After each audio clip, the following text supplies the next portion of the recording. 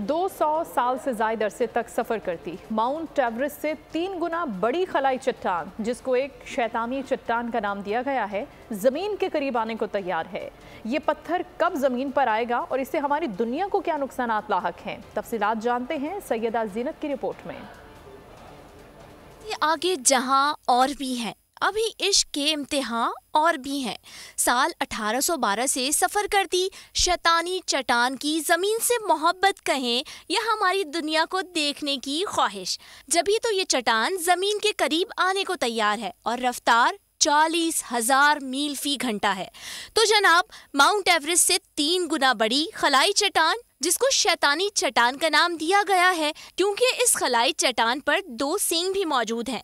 ये शैतानी चट्टान बर्फ, धूल और छोटे पथरीले ज़रात से बनी है। खला में मौजूद शैतानी चट्टान अगले साल 2 जून को 144 मिलियन मील यानी 232 मिलियन किलोमीटर जमीन के करीब आ जाएगी। जमीन के करीब पहुंचने के बाद खलाई चट्टान कशिशे सकल से वापस बैरूनी निज़ाम शमसी की तरफ ढल जाएगी और 2095 तक वापस नहीं आएगी।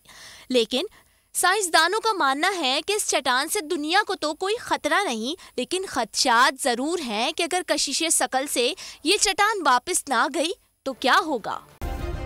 सब्सक्राइब करें और बेल दबाएं ताकि कोई खबर रह न जाए।